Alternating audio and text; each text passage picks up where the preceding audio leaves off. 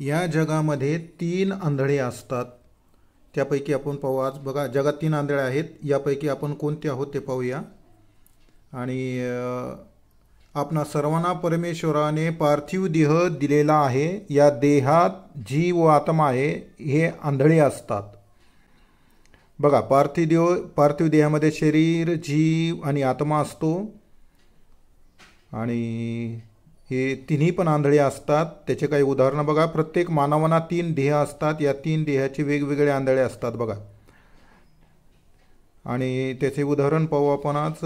शरीराचा आंधळा कोणता? पहिलं उदाहरण बघा. शरीराने एक आंधळा असतो बघा. याला पार्थिव देह पण म्हणतात.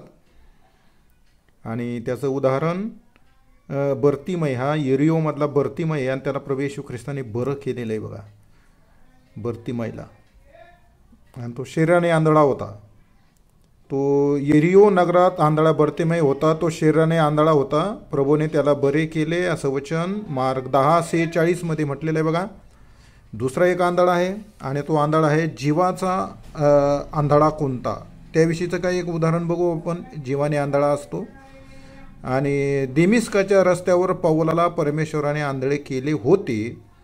3 दिवस आंधळा झाला होता असं वचन आहे बघा प्रेषित 9:8 मध्ये.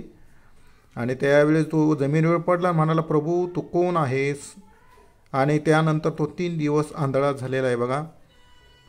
आणि डोळ्यांना रक्त पुरवठा न झाल्यास दिसत नसते, रक्तात जीवन असते. पौल जीवाचा आंधळा होता.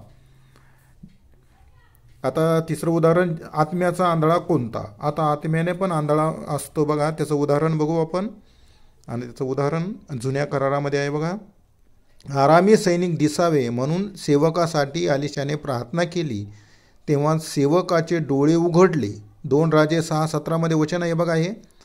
आणि आलिशाने प्रार्थना केली त्यावेळेस त्याच्या सेवकाचे डोळे उघडले. त्यावेळेस परमेश्वराचे अग्नीचे रथ त्याला दिसलेत बघा.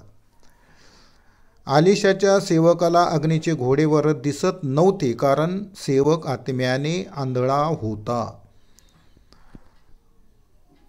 3 आंधळे बघा. बर्तिमय हा शरीराचा आंधळा, पौल हा जीवाचा आंधळा आणि सेवक जो आलिशाचा सेवक आहे तो आत्म्याचा आंधळा आहे बघा.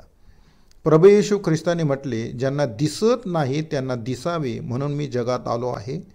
9:39 योहान 9:39 बघा.